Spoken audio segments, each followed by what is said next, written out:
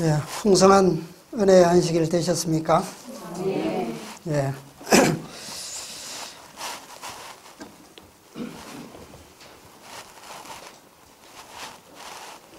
예, 아침에 말씀드렸던 것처럼 이제 남은 두 번째 가데스의 시험, 두 번째 가데스에서의 반역에 대한 사건을 통해서 오늘 우리의 위치와 또 우리의 가는 여정에 대한 밝은 이정표를 한번 살펴보겠습니다. 우리 아침에 보셨는데 첫 번째 가데스에서 이스라엘 백성들의 반역을 통해서 받은 선고가 무엇이었습니까? 1세대는 40년 동안 광야를 돌면서 죽어야 했고 2세대는요. 1세대 부모들의 죄를 지고 유리하는 것이 선고되었습니다. 그 선고 내용에는 40년이라고 되어 있지만 실제로 그들이 광야를 돈 시간은 약 38년 반 정도 됩니다. 이 38년 동안 이스라엘 백성들은 약 18곳 내지 19곳에 장막을 쳐 옮겨가면서 살았어요.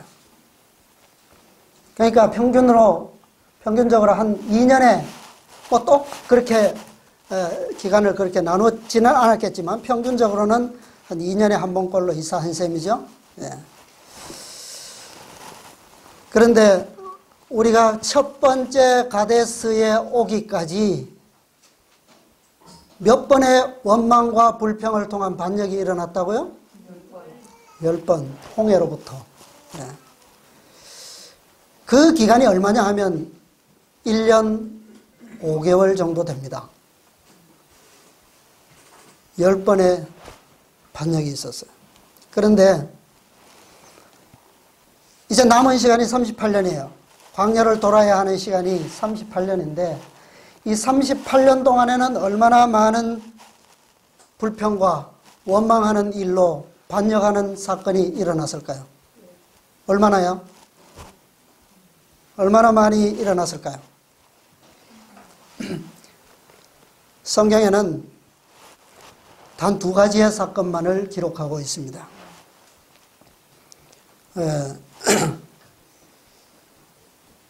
먼저 첫 번째 사건을 간단하게 좀 살펴보고 그 다음에 우리가 본론의 두 번째 가데스에서 일어나는 사건을 살펴보겠습니다. 첫 번째는 민수기 15장에 나오는 사건입니다. 자, 이 사건은 제가 지난번에 출애굽 사건을 여정을 다루면서 제가 생략하고 넘어갔기 때문에 오늘은 간단하지만 좀 살펴보고 넘어가겠습니다. 민수기 15장 32절입니다. 32절부터 35절까지만 보겠습니다.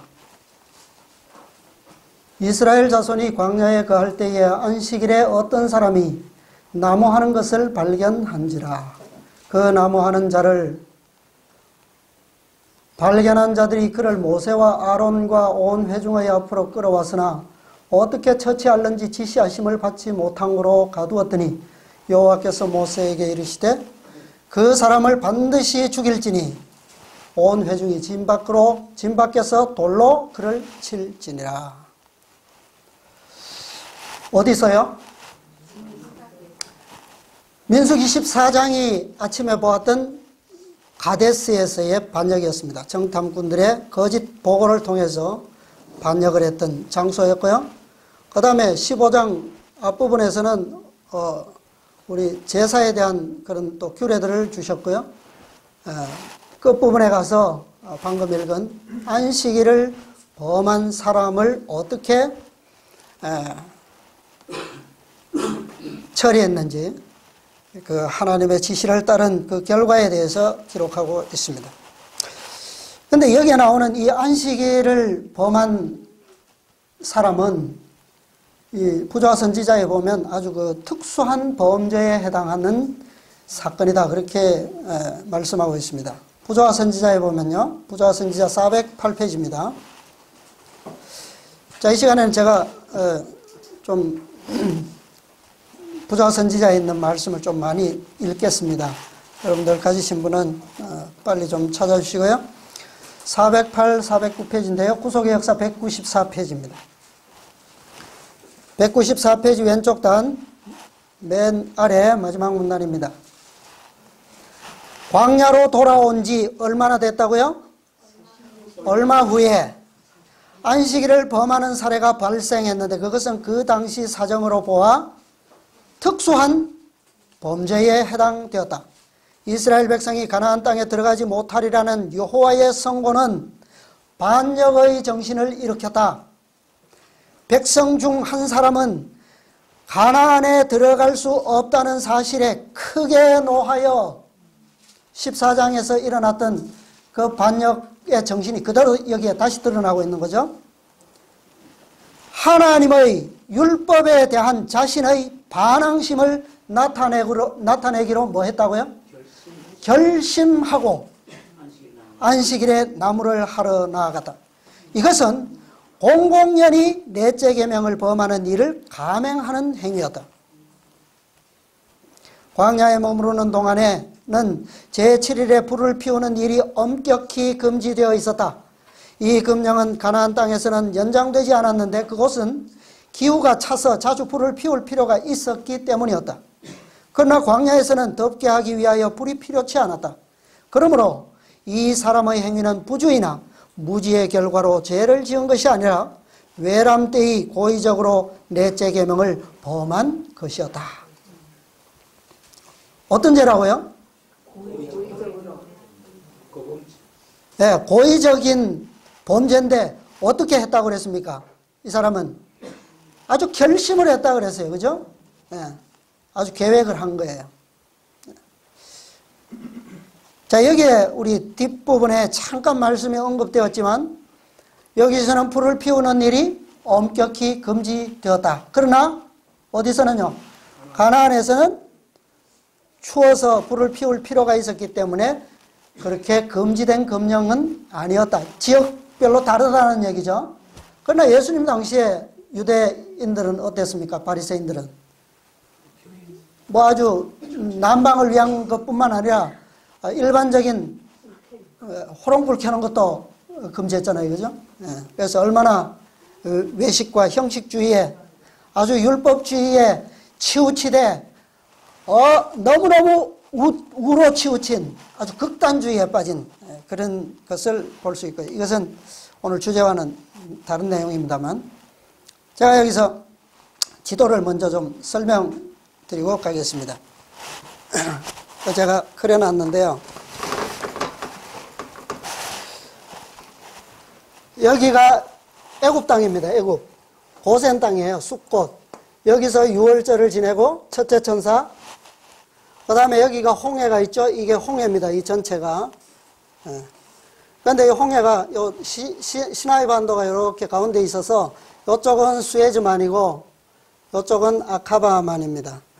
그런데 여러분 가진 성경의 지도를 보시면 출애굽한 곳이 이렇게 파란 선을 따라서 이렇게 해서 가데스에 반역이 일어나서 40년 광야를 돌아라. 그래서 백성들이 이렇게 여기를 돌았다고 표시가 되어 있습니다. 그래서 이렇게 들어간 걸로 되어 있죠. 여기가 요단입니다. 요단 요 사해고 사해. 요 시띵 골짜기입니다. 여기가.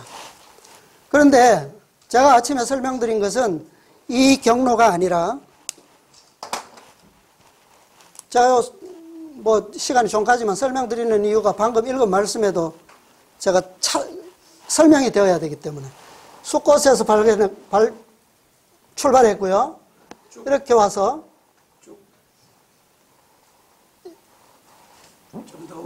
이렇게 해서 이렇게 와서 이렇게 건너옵니다. 그러니까 이 홍해는 거치지 않습니다. 그래서 이리 와서 여기가 누에이바라고 하는 곳인데 현재 이름이 뭐 이름까지 중요하지 않습니다. 여기서 홍해를 횡단해서 바다를 타고 내려와서 이렇게 해서 여기에 시내산입니다. 여기가 갈라디아 4장 몇 절이죠? 용감 형제 가셨어요? 우리 아라비아에 있는 4장 27절인가 아마 그럴 겁니다. 아라비아에 있는 시내산. 갈라디아 4장요. 여기입니다. 이 지도를 따라 보면 여기서 이렇게 여기는 다 실제로 애굽 땅입니다. 예. 그래서 시내산이 여기 있다는 것은 아직도 애굽을 벗어나지 못했다는 거예요. 그러니까 여기서 40년을 돌다가 이렇게 가나안으로 들어갔거든요. 이렇게 들어가야 되는데 반역을 통해서 이렇게 돌아가도록 하나님께서 지시한 겁니다. 그래서 실제로 여기서 이루어지는 역사는 성경과 너무나도 거리가 먼 거예요. 설명이 안 됩니다.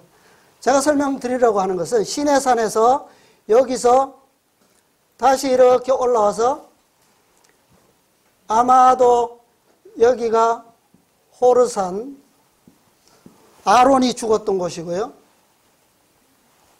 여기입니다. 여기가 호르산, 여기가 가데스입니다. 그러니까 이 지역이 에돔 땅이에요. 에돔 땅. 요 사해와 홍해 사이 지역, 여기가 세일산이 있는데 세일산이 있고 계곡이 있고 이 지역을 에돔, 에서에게 준 기업이에요. 그러니까 여기 왔는데 가데스에 와서 반역이 일어났고 너희는 홍해길로 따라서 남쪽으로 내려가라. 내일 아침에 말씀드렸네요. 이렇게 내려가서 어디까지 가느냐 하면 이 사우디아라비아가 이만합니다. 이 아라비아 반도. 이 밑에까지 여기서 40년을 도는 거예요. 근데 같은 곳을 지나지 않습니다. 왜 지나겠어요? 그럴 일이 없지. 그러나 그 19군데 지내는 곳은 이 아라비아 반도 안에 있다는 거예요. 이드로의 집이 모세의 장인 이드로가 미디안 제사장이잖아요. 이 시내산 부근에 있었습니다. 예, 이 근처에 어디 있었어요. 그래서 여기는 미디안 땅, 요 밑에는 또 다른 그 예언서에 보면 뭐 두마 많이 나옵니다. 무슨 예언이라 무슨 그게 다 이 지역에 대한 예언이에요. 그래서 여기서 돌다가 다시 가데스로 올라옵니다. 여기 와서 두 번째 반역이 일어나거든요. 그 다음에 반역이 일어난 다음에 호르산에 가서 아론이 죽습니다. 그리고 에돔 왕에게 이게 왕의 대로인데요. 해서 지나가게 해달라 했을 때 에돔 왕이 못 지나가게 했어요. 그죠? 그래서 너희는 에돔은 내가 너희에게 주지 않으니까 너희는 에돔과 싸우지 말고 에돔을 돌아서 가라고 그랬어요. 이것이 성경에 나오는 역사입니다. 자, 제가 이제 하나만 설명하면 되는데요. 방금 안식일을 범한 한 사람, 여기는 불을 피울 수 있었습니다. 왜요? 추운 곳이기 때문에. 여기가 이스라엘 땅이거든요. 팔레스틴. 그런데 가데스를 떠나서 광야에 들어간 지 얼마 후에 이 사건이 일어났어요. 그런데 이 사람이 불을 피운 곳은 이 더운 광야 지방이었다는 거예요. 그래서 이것은 고의적인 범죄고 특수한 범죄라는 겁니다. 여기는 기후 차이가 크게 나지 않습니다. 위도상으로 한 3, 4도 차이밖에 나지 않기 때문에 크게 차이가 없어요. 그러나 이 아라비아, 사우디는 여러분 아시다시피 얼마나 더운 지방입니까? 그래서 이 한 사건을 설명하기 위해서도 기존 성경에 있는 지도는 이해가 되지 않는다는 거예요. 자, 넘어가겠습니다. 그래서 이 안식일을 고의적으로 범한, 그러니까 기후적 특성이 저런 상황이 아니었다면 특수한 범죄가 되지 않겠죠. 그래서 저 범죄는 특수한 범죄라고 정의되어 있고, 그 다음에 이 사람이 왜 그렇게 결심했다고요? 무엇에 반항심을 보이기 위한 거라고요? 가나안에 들어가지 못한다는 선고에 크게 노하여 그랬어요. 그래서 반역의 정신을 일으킨 결과가 이겁니다. 자, 그러면 가나안에 들어가지 못하는 선고를 받은 자들은 누굽니까? 1세대입니까? 2세대입니까? 1세대죠. 그러면 이 사람은 1세대 중 한 사람일 수도 있겠죠. 그죠? 예. 그러면 자, 이 1세대의 첫 번째 가데스의 반역은 현대 이스라엘 사건에서 언제라고요? 어디서? 1888년 미네아폴리스 대총회. 그러면 이 1888년에 왔던 이 기별을 거절한 백성들에게 이 사건이 일어날까요? 나지 않을까요? 표상이 있는데 실체가 있을까요? 없을까요? 언제입니까? 안식일을 범했어요. 고의적으로. 1914년. 유럽에서 전쟁이 일어났습니다. 당시에 동부 독일 연합회장이었던 분이 이 독일 전쟁 국방부 총사령관에게 공한 서한을 보냈습니다. 거기에 내용을 보면 이 정신이 너무나도 뚜렷하게 나타나 있습니다. 몇 줄 되지 않는 서신인데 핵심은 이거예요. 안식일입니다. 부분을 읽어드리면 징집된 재림 청년들은 조국 수호를 위하여 전투원으로 무장할 것이며 안식일에도 복무할 것을 맹세했어요. 그런 내용의 서신을 보냈습니다. 덧붙여서 뭐라고 했느냐 하면 토요일, 안식일에 군 복무를 하지 않는 것은 광신적이라고 생각합니다. 그렇게 썼어요. 근데 이런 내용의 서신을 한 번 보낸 것이 아니라 1914년 8월 달에 전쟁이 일어났을 때 보냈고 그 이듬해 1915년 3월 5일째 똑같은 내용의 서신을 첫 번째 보낸 서신과 함께 다시 보냈습니다. 그 서신에서는 이렇게 표현했는데요. 안식일의 모든 일을 금함으로써 하나님께서 태초에 제정하신 안식일을 지키기 위해 노력하는 한편 조국을 수호하기 위해서도 안식일에도 무기를 들 것을 맹세했어요. 자, 이게 말이 됩니까? 되지 않습니까? 안식일의 모든 일을 금한 하나님의 안식일을 지키기 위해서 노력하는 반면 안식일에도 무기를 들겠습니다. 말이 돼야 안 돼요? 안식일을 지키기 위해서는 노력하고 조국을 수호하기 위해서는 안식일에도 무기를 들겠다. 어느 게 우선입니까? 이 주장을 보면. 노력하는 게 우선입니까? 무기를 들기로 맹세하는 것이 우선입니까? 아주 어불성설이죠. 그죠? 네. 근데 이 서신의 특징은 누가 봐도 누구의 명령이 더 엄숙한 명령인지 알 수 있어요? 없어요? 신앙인이 아니라 할지라도 이거는 판단할 수 있지 않겠어요? 예. 그래서 이 사건은 광야로 돌이킨 지 얼마 되지 않았을 무렵 그리고 1세대의 반역에 대한 재확정으로서 1세대의 마지막 운명을 보여주는 표상적인 사건입니다. 그가 어떻게 죽었어요? 진 밖에서 돌로 침을 당했습니다. 이것이 1세대들의 운명이었어요. 자, 그 다음에 두 번째 사건을 보겠습니다. 그 전에요. 자, 그러면 이 1세대의 부모들과 38년 동안 광야에 머물러 했던 2세대는 과연 이러한 사건들을 보고 하나님의 계명과 예수 믿음을 배웠을까요? 이것이 그들의 결론이라고, 그죠? 예. 결론이라고 그랬는데 과연 배울 수 있었을까요? 409페이지입니다. 부자선지자 409페이지요. 194페이지 오른쪽입니다. 아까 이렇게 했던 오른쪽 페이지 맨 아래, 오른쪽 아래 마지막 문단입니다. 광야에서 40년 동안 백성들은 매주일 만나의 기적을 통하여 거룩한 안식일의 의무를 깨우침 받았다.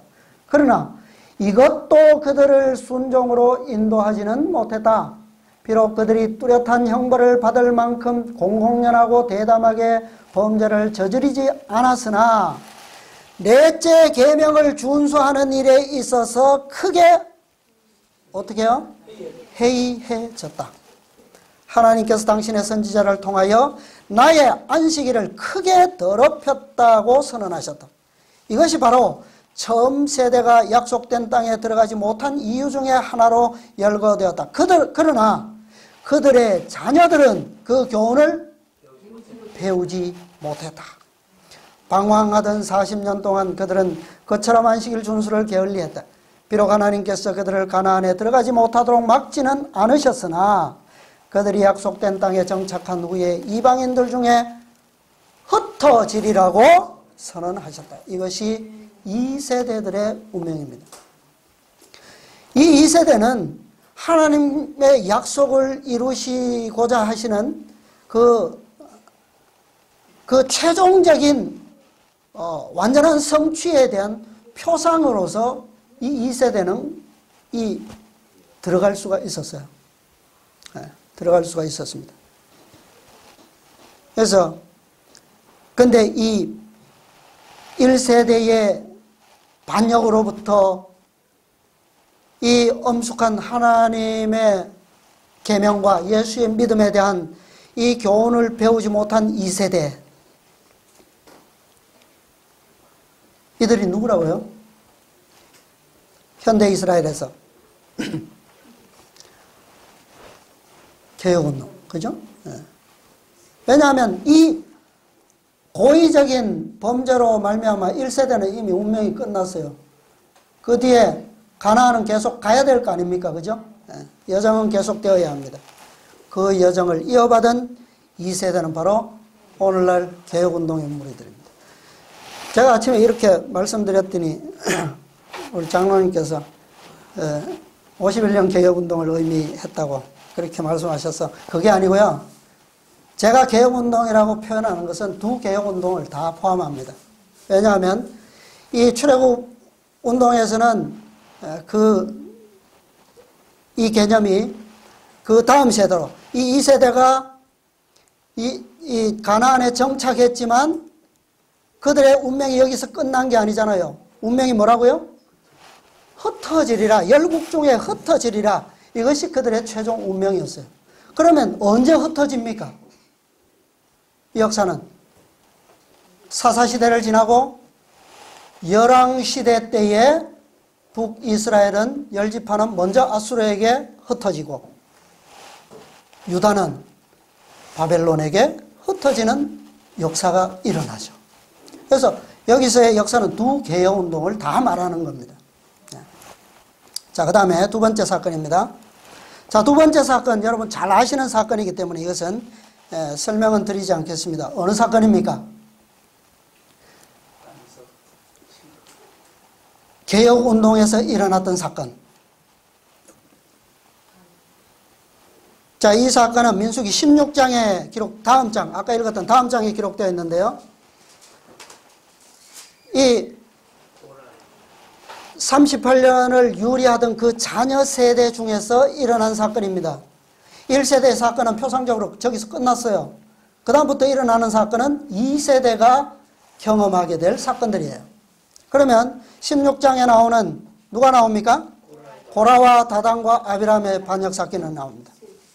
이 사건이 바로 두 개혁운동의 역사적인 사건입니다.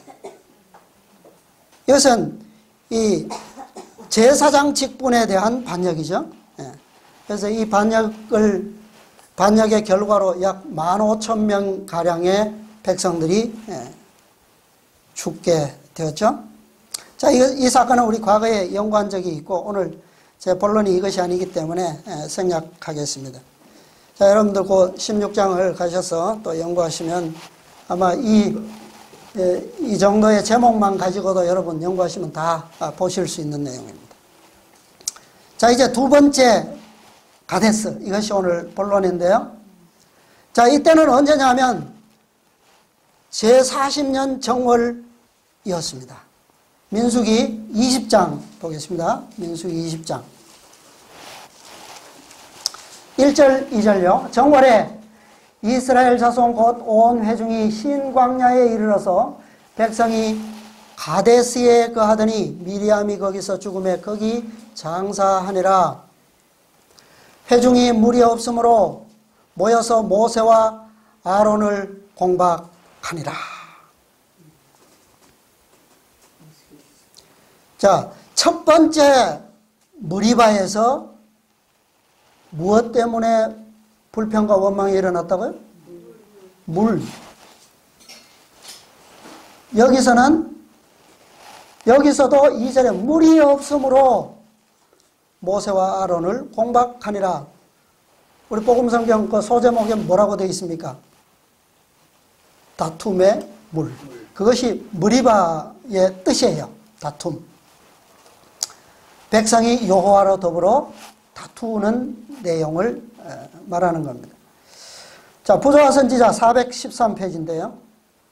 제가 설명보다 말씀을 읽어드리는 것이 더 정확하기 때문에 말씀을 읽습니다.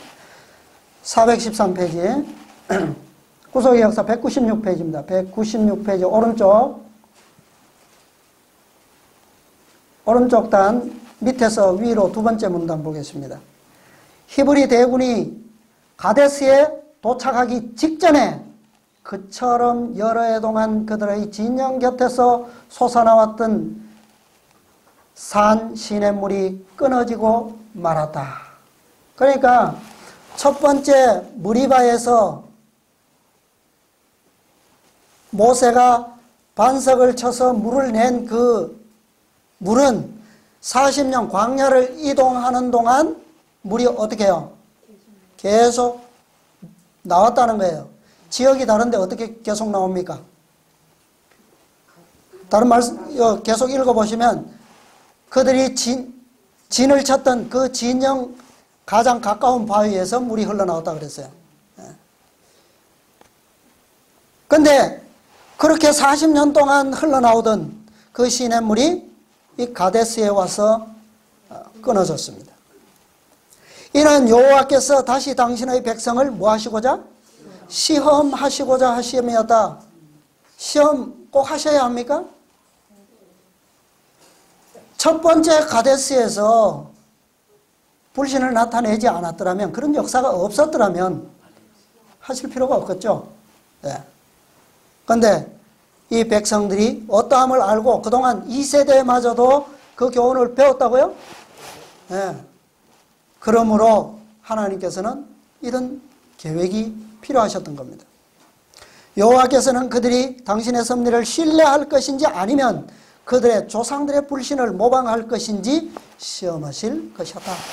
38년 동안 광야에 머물면서 과연 1세대의 남은 자들 아직 있습니다. 그죠? 많이 죽었지만 아직도 많은 1세대의 부모 세대가 남아있어요. 그리고 2세대 자녀들. 그들은 과연 이 긴 38년을 광야를 돌면서 그러면 이 교훈을 배우지 못했으면 뭘 배웠을까요? 아침에도 말씀드린 것처럼 이 셋째 천사의 기별의 꽃이 뭐라고요? 열매가 하나님의 계명과 예수 믿음을 지키는 성도들의 인내가 어디 있다고요? 여기 있나니. 그게 세 천사의 기별의 결론이죠. 그걸 배웠느냐 이 말이에요. 이들이 표상적으로는 분명히 이 시대의 사건들입니다. 그렇죠? 1844년 이후로 이 기별의 열매가 요구되는 시대의 사건들이란 말이에요.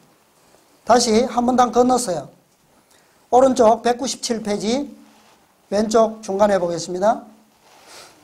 하나님께서 그들을 가나안에 들어가도록 허락하시기 전에 그들은 하나님의 약속에 대한 신앙을 나타내 보여야 하였다. 물은 그들이 에돔에 도달하기 전에 그쳤다. 이곳에서 그들은, 그러니까 아까 읽었던 그 말씀, 가데스에 도착하기 직전이라고 그랬고, 여기는요 에돔에 도달하기 전에 그쳤다. 그러니까 이 가데스라고 하는 것은, 곳은 에돔 땅과 경계에 가까운 지역이라는 것을 우리가 알 수 있습니다. 이곳에서 그들은 얼마 동안 눈에 보이는 것 대신에 무엇을 해요? 믿음으로 행할 기회를 가져야 하였다. 자, 앞으로 돌아가세요. 다시 왼쪽 페이지로 가보겠습니다. 왼쪽에 그 오른쪽 단 마지막 문단요, 밑에. 그들은 이제 가나안의 산들이 보이는 곳에 이르렀다. 그곳이 어디라고요? 그곳이 가데스라는 거예요. 며칠만 여행하면 그들은 어디에요? 약속의 땅의 변경에 도달할 수 있을 것이다. 그들은 에서의 후손에게 속한 에돔에서 과히 멀지 않은 곳에 있었고 가나안으로 가는 길은 에돔을 통해 나 있었다. 아까 제가 무슨 대로? 왕의 대로, 당시에 있던 도로를 얘기하는 겁니다. 그 도로를 가고자 했어요.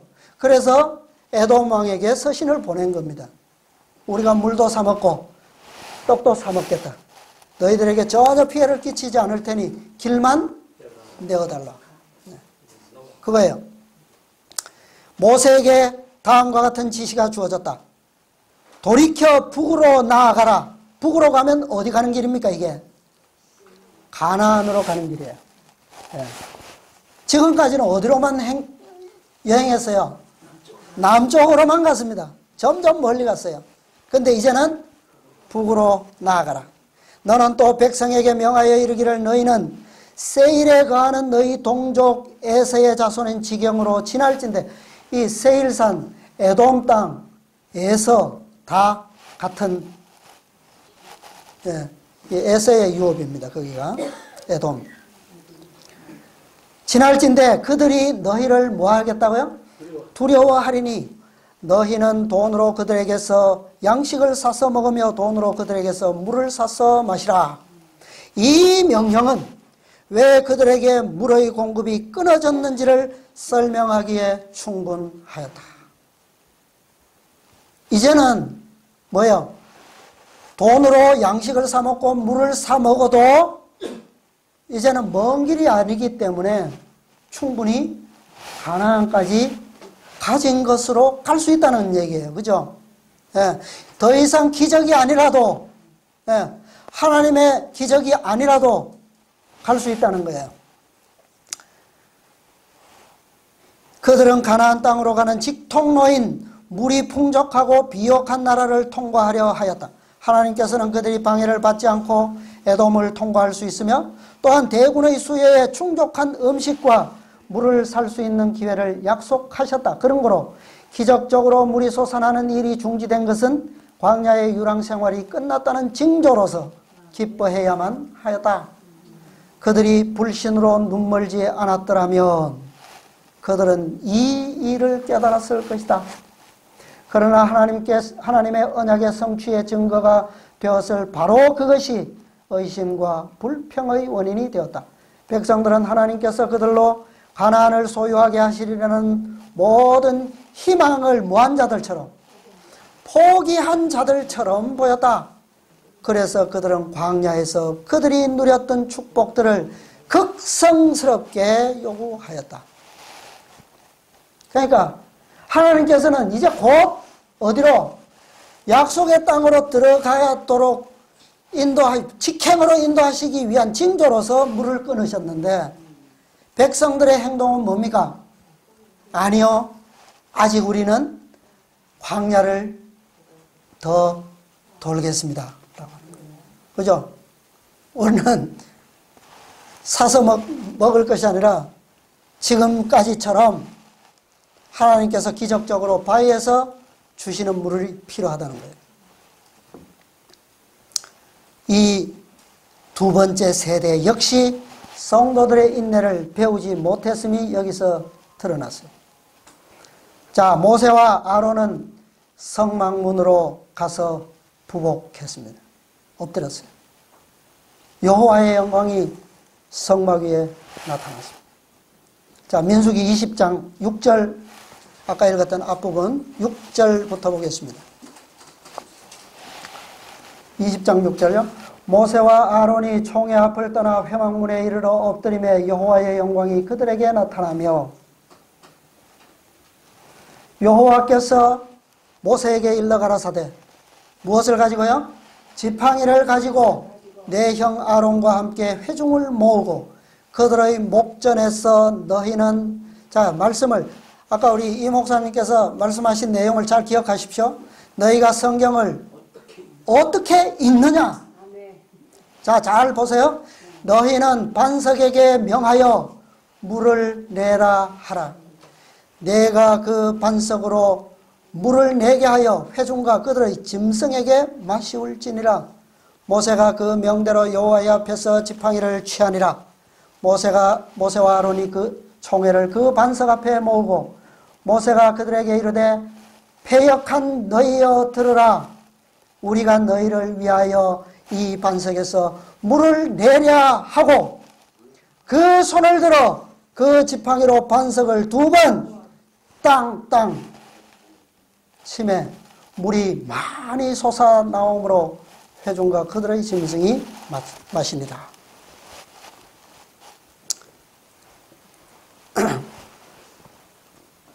어때요? 잘 읽으셨죠? 뭐가 다릅니까?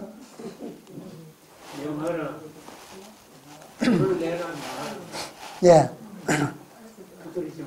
부조와 선지자 다시 보겠습니다. 417페이지요. 197페이지 오른쪽 단 맨 위에 문단입니다. 두 형제는 군중 앞으로 나아갔다. 모세는 손에 하나님의 지팡이를 들고 있었다. 그들은 이제 노인이었다. 그들이 오랫동안 이스라엘의 반역과 고집을 참았으나 마침내 모세는 인내력을 잃었다. 모세는 패역한 너희여 들으라. 우리가 너희를 위하여 이 반석에서 물을 내랴고 부르짖었다. 그러고는 하나님이 그에게 명하신 대로 반석에게 명하는 대신에 어떻게 했다고요? 지팡이로 반석을 쳤다. 자, 그런데 이상한 것은요, 뒤에 이 말씀을 읽어보면 이상한 것은 이 세대에서는 백성들이 반역을 일으켰으나 치명적인 범죄의 행위는 누구에게도 나타났어요? 지도자에게서 나타났어요. 네. 어떤 죄가요?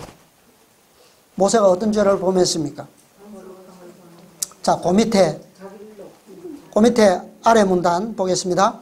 모세는 하나님께 대한 불신을 나타냈다.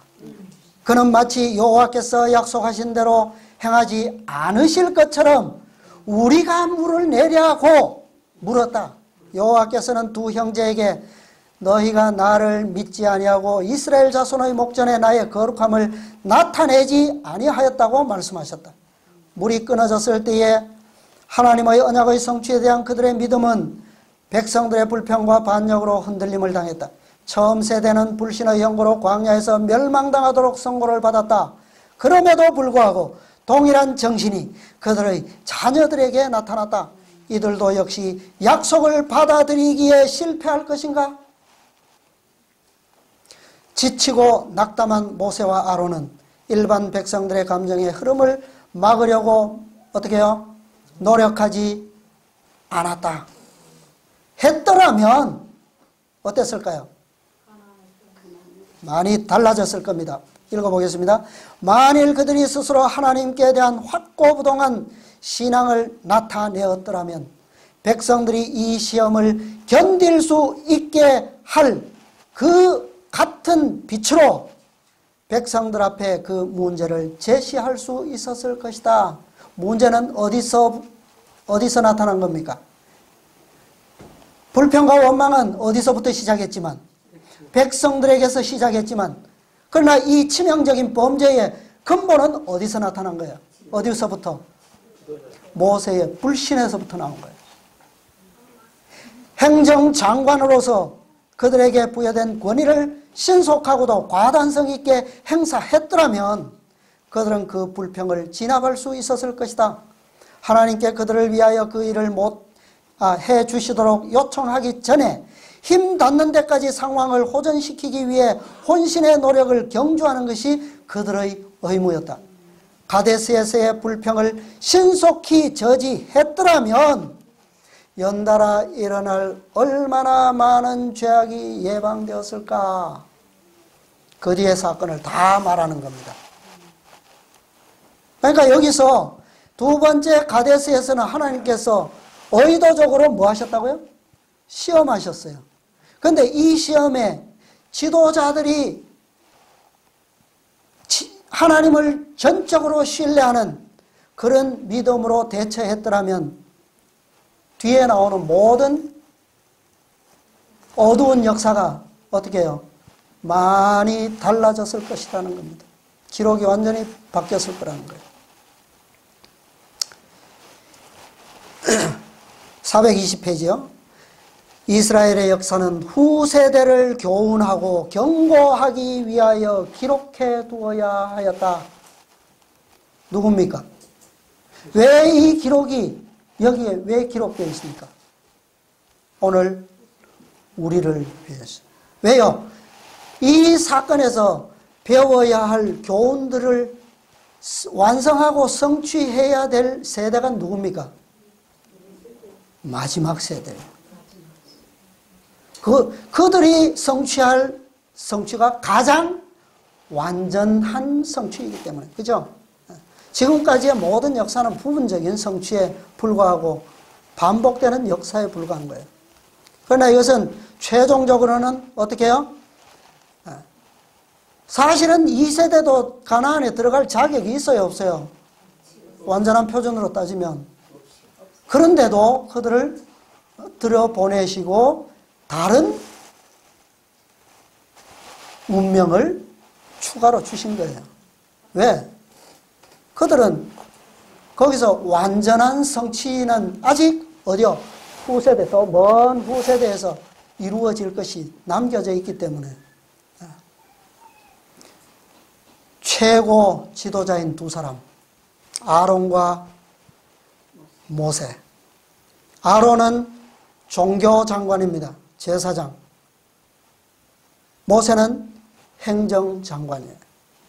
이 두 사람의 범죄는 더 이상 이 백성들을 어디까지요? 가나안에까지 인도하지 못하리라는 선고가 내려질 수밖에 없었던 범죄라는 거예요. 이것이 바로 여러분 과거가 연상되지 않습니까? 이것이 바로 수년 전 현대 이스라엘 2세대의 총회에서 일어났던 사건입니다. 제가 아침에 말씀드린 것처럼 우리는 이 지점을 지나왔어요. 두 번째 가데스를 지나왔습니다. 반석을 명하여 물을 내는 대신에 어떻게 해요? 반석을 쳐서 물로 백성들에게 공급했어요. 2012년에 대총회가 한국 백성들에게 제공한 진리는 바로 이러한 정신과 불신을 우리에게 보여줬습니다.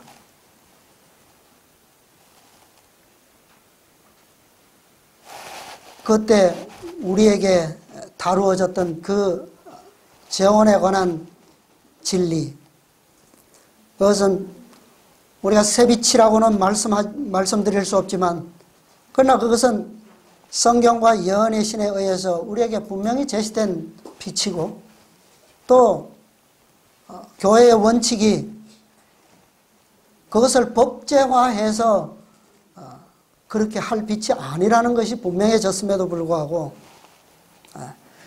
대총회 지도자들이 대총회 이름으로 우리에게 와서 제시한 반증은 전혀 말씀과 진리의 다른 것이었어요.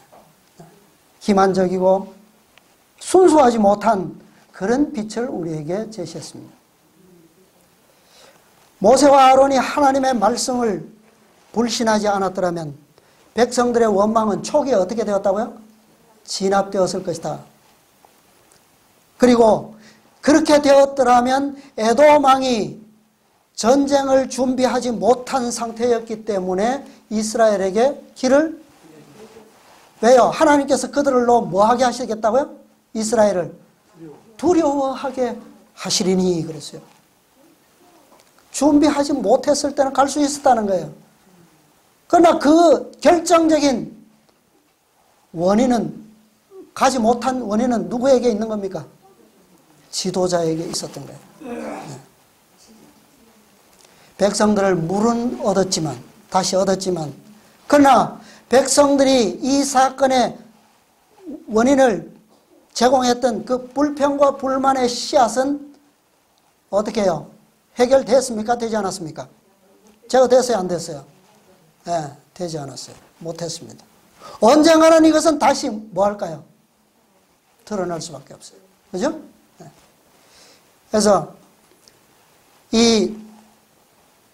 이러한 일들을 통해서 가나안으로 직행하는 그 왕의 대로인 직선 코스는 기회를 잃어버렸습니다. 이스라엘은 다시 남쪽으로 우회해서, 오른쪽으로 우회해서 에돔을 돌아서 올라가야만 했어요. 암몬과 모압 땅을 거쳐서 요단 동편으로 가야만 했습니다. 그래서 왜 하나님께서는 이 시험에서 실패했을 때 왜 그럼에도 불구하고 더 나은 길을 열어주시지 아니하고 왜 남쪽으로, 여기에 성경에서는 남쪽이라 그랬거든요. 남쪽으로 우회해서 에돔을 돌아서 북으로 진행하도록. 이것도 짧지만 무엇에 해당하는 겁니까? 지체입니다. 우회. 돌아가는 것은 지체예요. 왜 이런 지체가 필요하다는 거예요? 왜? 2세대가 다시 뭐 해야 합니까? 다시 배워야 하기 때문에. 그래서 하나님의 계명과 예수 믿음을 다시 배워서 힘을 얻지 아니하면 저 막강한 가나안 열족들을 정복할 수가 없어요. 그래서 하나님의 섭리의 역사가 바로 에돔을 돌아가는 그 여정 가운데서 마련되어 있었고 하나님께서 계획하신 놀라운 능력이 돌아가는 여정에 있었습니다. 이게 중요한 거예요. 그래서 백성들이 다시 돌아가는 중에 백성들의 무엇이 나올 수밖에 없다고요? 아니 바로 갈 수도 있는데 왜 또 돌라는 거야? 38년 돌고 여기 간신히 왔는데, 그죠? 뭐가 나와요? 불평이 나옵니다. 저 시원하고 물도 넘치고 경치 좋은 저 길을 놔두고 다시 광야로, 이 변경은 광야입니다. 아라비아를 접하고 있기 때문에 돌아가는 것이 저들은 마냥 즐거울 수가 없죠. 그래서 하나님께서는 다시 한번 이 백성들에게 자비의 계획을 베풀어 주셨습니다. 세상에서 가장 소중하고 가장 기이하고 가장 강력한 기회를 그 우회하는 중간에서 준비해 주셨어요. 그것이 뭡니까? 이 마지막 기회를 통해서 그토록 빈번히 일어났던 백성들의 원망과 불평의 역사는 여기서 완전히 사라지게 되는 것입니다. 여기서부터 가나안 땅 들어가는 곳까지는 한 번도 그런 역사가 기록되어 있지 않아요. 그 지점을 지나야지만 그 역사가 성취되는 겁니다. 자, 마지막 자비의 기별, 우리 서론만 살펴보고 이 시간을 마치겠습니다. 자, 에돔 땅 변경에 왔을 때 호르산, 아까 저기에 표시된 그 호르산에서 대제사장 아론이 죽었습니다. 83세. 모세와 아론은 동일한 선고를 받았죠. 그죠? 여호와의 영광을 드러내지 못한 그 결과의 선고로 그들은 가나안까지 인도해 드릴 수 있는 특권을 잃어버렸어요. 40년 동안 모세를 보좌해서 또 하나님의 말씀을 대변했고 또 하나님의 백성들의 죄를 중보해온 그 놀라운 특권에 위임받았던 그 거룩한 직분을 어디까지 갔으면 얼마나 좋을까요? 거기 가서 성전에서까지 그 일을 했으면 얼마나 영광스럽습니까? 그런데 잃어버렸어요. 자, 민수기 21장 보겠습니다. 다음 장 4절부터 보겠습니다. 백성이 호르산에서 진행하여 홍해길로 쫓아 에돔 땅을 둘러 행하려 하였다가 길로 인하여 백성의 마음이 뭐 했다고요? 상하니라.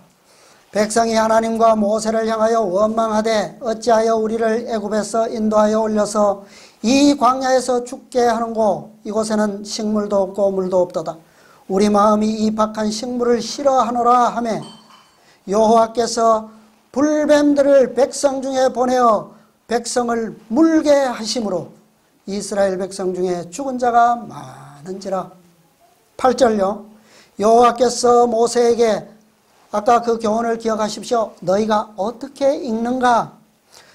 이르시되 뭐요? 불뱀을 만들어 장대 위에 달라. 물린 자마다 그것을 보면 살리라. 9절. 모세가 놋뱀을 만들어 장대 위에 다니 뱀에게 물린 자마다 놋뱀을 쳐다본 적 살더라. 여기서 일어났던 불평과 원망, 이것이 출애굽 여정에서의 마지막 원망입니다. 하나님께서는 이 사건을 통해서 그 소리를 그치게 하셨어요. 그리고 여기서 이 백성들에게 주어진 기별, 어떤 기별입니까? 놋뱀을 만들어 장대 위에 달라. 물린 자마다 그것을 보면 살리라. 이것이 기별이었어요. 그런데 이 기별은 출애굽 전 여정에서 주어진 기별들 가운데 최후의 자비의 기별입니다. 더 이상 이곳을 지나가면 그들에게 능력과 예수의 믿음과 하나님의 계명을 지키기 위한 능력을 준비할 수 있는 기회는 없습니다. 여기서 준비되지 않으면 기회는 없다는 거예요.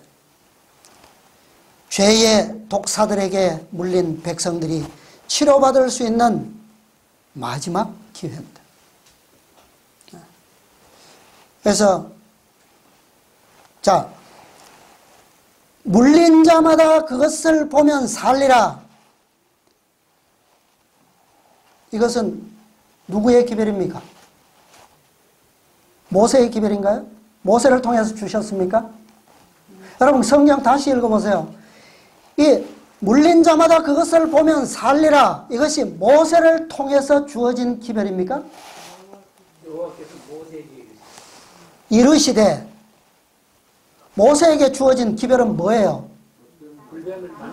놋뱀을 만들어 장대 위에 달라. 그것이 모세에게 주어진 기별입니다. 그러면 물린 자마다 그것을 보면 살리라. 이것은 이것은 모세의 입을 통해서 주어진 기별이 아니에요. 아닙니다. 모세가 하는 것은 어디까지요? 달아라. 그게 모세가 할 일의 끝이에요. 그것을 쳐다보면 살리라. 모세가 외치라고 그렇게 하지 않았습니다. 9절에서도 똑같이 그렇게 말씀하고 있죠. 단이 모세가 외치니까 본즉 살더라 그랬습니까? 단이 예, 모세는 다는 걸로 끝났어요. 뱀에게 물린 자마다 노뱀을 쳐다본 적 살더라.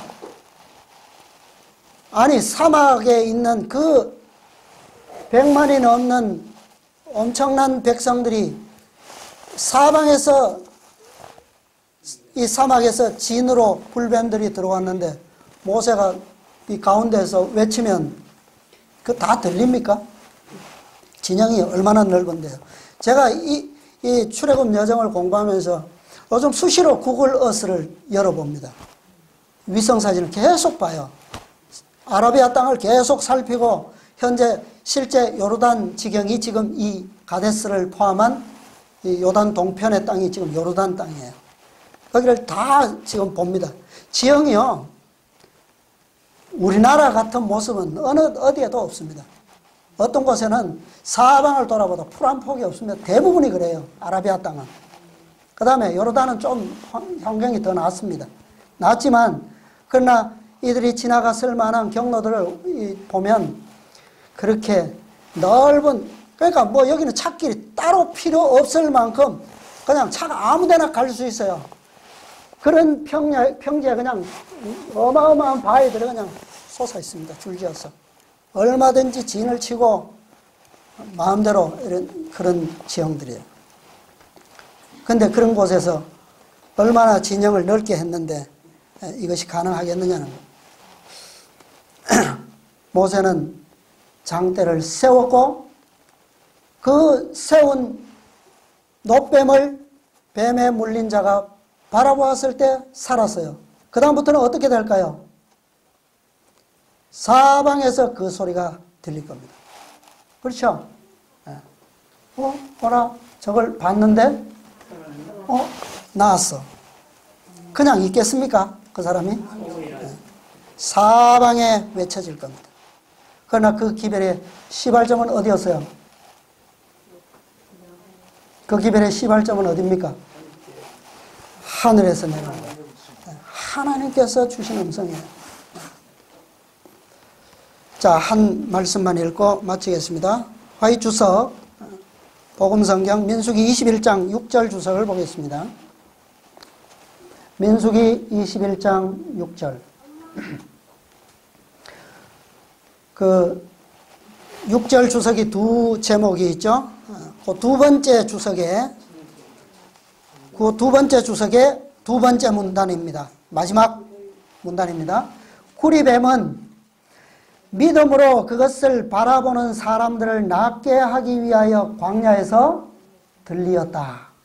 그와 같이 하나님은 사람들에게 회복시키시고 치료하시는 기별을 보내시고 땅에 있는 것이나 사람을 바라보지 말고 그들의 믿음을 하나님께 두라고 호소하신다.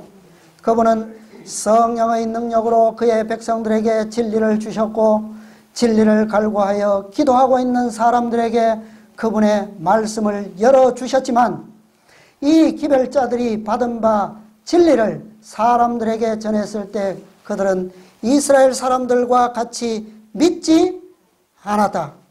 겸손한 기별자들이 그들에게 전한 진리를 헐뜯는 사람도 많다. 자, 오늘날 이 기별을 우리는 어떤 기별이라고요? 몇째 기별이라고요? 다섯째 천사의 기별이라고 설명합니다. 이 기별을 전할 때 어떻게 한다고요? 사람들의 반응이? 당시에 누구처럼? 바라보면 살리라 소리는 무수히 들리는데 고통에 그냥 누구처럼? 아까 고의적으로 안식일을 범한 사람이 무엇에 노했다고요? 그 사형 선고에 화가 나서 나무하러 간 거 아니에요, 그죠? 이 바라보지 않은 사람들의 정신이 바로 똑같은 겁니다. 아파 죽겠는데, 그죠? 보면 낫는다고 일부러 더 어떻게 해요? 네. 그게 오늘날 사람들의 완악한, 완고한 형편입니다. 얼마나 하나님의 말씀을 싫어하고 오늘 하루 종일 설명하신 것처럼 하나님의 자비롭고 사랑이신 그 품성을 세상 사람들이 얼마나 뭐하면 오해하면 사람들의 마음이 그래요. 이렇게 정말 사람으로서는 고칠 수 없고 나을 수 없는 사릿한 그런 독에 치명적으로 고통 속에서 죽어가고 있을 때 보면 산다? 주 예수를 믿으라. 그리하면 그 누가 그래요? 그럽니까? 왜 이 백성들을 하나님께서 직로를 열어주시지 않고 왜 남쪽으로 우회해서 돌아가도록 섭리를 베푸셨는지, 이 역사가 없었다면 오늘 우리는 어느 형편에 있는지 알 수 없습니다. 우리가 수년 전에 교회로부터 출교되면서 우리는 정말 돌아가는 형편에서 어디로 가야 할지 몰랐어요. 갈 길도 알지 못했고 어찌할 바를 알지도 못했습니다. 왜 우리를 인도하시는 이러한 섭리가 과연 무엇인지 우리는 몰랐어요. 우리는 에돔을 바로 통과하리라 하게 하시는 그런 섭리는 우리에게 주어지지 않았습니다. 에돔의 국경을 따라서 다시 돌아가는 그런 명령이 우리에게 주어졌다라고 하는 섭리를 저는 봅니다. 예수님께서 예루살렘의 베데스다의 연못가에 오셨습니다. 그날은 안식일이었고 거기에서 한 병자를 보셨습니다. 어떤 병자였어요? 38년 된 중풍병자를 보셨어요. 예수님께서 네가 낫고자 하느냐? 그 병자가 예수님께 어떤 보고서를 올렸습니까? 주여, 물이 동할 때에 나를 못에 넣어줄 사람이 없어서 내가 가는 동안에 다른 사람이 먼저 내려갑니다. 꼭 누구의 보고와 같아요? 이 말은 무슨 말입니까? 나는 저기 기회가 보이는데도 불구하고 나는 갈 수 없습니다. 저것이 언제 다시 물이 동할지 모르고 그 동하기 전에 나는 살아있을지도 모릅니다. 우리도 오늘날 이런 보고서밖에 이거보다 더 나은 보고서를 여러분 드릴 수 있겠어요? 이 병자에게 내가 낫고자 하는 말씀을 주셨는데 이 병자가 그가 누군지 알았습니까? 그런데 그가 나를 고쳐줄 것인지 뭐 할 것인지 아니면 나를 들어다 저기 넣어줄 사람인지 알아요, 몰라요? 그런 상황에서 그가 예수님께 대답한 것은 정답이죠. 그 보고 외에 뭘 더 하겠습니까? 기회는 여기 있는 것이 아니라 어디 있어요? 저기 있거든요. 보이거든요. 그런데 여기는 뚜렷한 치료의 방법이 보이는 것은 아니잖아요. 그죠? 단지 낫고자 하느냐 질문만 받았을 뿐입니다. 그런데 그는 지금까지 뭐 하고 있었어요? 여기서 저 희망을 바라보고 있었어요. 그러면 내가 어디로 가는 게 맞습니까? 음성에 끌리는 게 맞습니까? 저기에 희망을 두고 대답하는 게 맞을까요? 너무 잘 배우셨네요. 이제 가나안 열어주실 것 같습니다. 하나님께서는 그것을 배우기를, 가르치시기를 원하셨어요. 이제 우리는 이 모든 섭리들을 깨달았습니다. 왜 예수님께서 38년 된 수많은 병자 가운데 그 38년 된 병자를 불쌍히 여기시고 그에게 기적을 일으켜 주셨는지, 그가 아무것도 할 수 없다는 것을 너무나도 절실히 아는 그에게 왜 그를 일으켜 주셨는지, 그 섭리를 우리는 이 역사에서도 동일하게 볼 수 있는 거예요. 그들은 하나님께서 길을 열어주시지 않고 도와주시지 않는 한 그들은 아무것도 할 수 없었습니다. 광야에 38년 동안 그들은 얼마나 안전한, 비록 희망은 어두운 채였지만 그들은 어려움 없이 38년 세월을 보낸 거예요. 그죠? 옷도 헤어지지 않았고, 신발도 낡아지지 않았고, 물도 끊어지지 않았고, 양식도 끊어지지 않았고, 광야에 수없이 많은 위험들로부터도 그들은 안전했어요. 얼마나, 그죠? 그럼에도 불구하고 여기 와서 두 번째 가데스에서 그들이 제시한 보고서는 여전히 뭐예요? 우리는 들어갈 수 없습니다. 그러니까 이 두 번째 세대도 분명히 들어갈 자격이 없는데 하나님께서는 그들을 들여주셨어요. 오늘 이 베데스다의 병자에게 베푸신 그 기적이 오늘 우리도 자격이 없지만 자비를 베푸셔서 가나안을 들어갈 수 있도록 하시는 거예요. 이것이 마지막 기별입니다. 그러나 우리는 이들처럼 배우지 못한 채로 다른 성고를 가지고 안고 들어갈 것이 아니라 영광스러운 승리의 약속을 받고 들어가는 것을 배워야죠. 그렇지 않습니까? 그죠? 네. 이제 우리는 마지막 기별을 발견했습니다. 이 기별을 우리가 외면하면 더 이상 우리는 치료받을 방법이 없어요. 이제는 수많은 가난한 열족들과 싸워야 하고, 그 전에 무시무시한 일요일 강제 법령이라고 하는 위기 앞에서 우리는 맞닥뜨릴 것입니다. 우리는 지금 이 기별을 통해서 하나님께서 우리에게 주시고자 하시는 믿음을 배우고, 또 그분의 능력을 우리의 마음속에 가장 큰, 아군의 가장 큰 힘으로 삼을 수 있는 그 기회는 바로 오늘입니다. 우리 모두 주님께서 원하시는 이 계획의, 구속의 계획을 따라서 우리의 믿음을 완전히 협력하여 연합시킴으로 정말 이 선조들이 갔던 그런 불완전한 성취가 아닌 완전한 가나안의 유업을 얻는 그런 성취를 우리 모두가 맛보게 되시기를 바라면서 오늘 말씀을 마치겠습니다.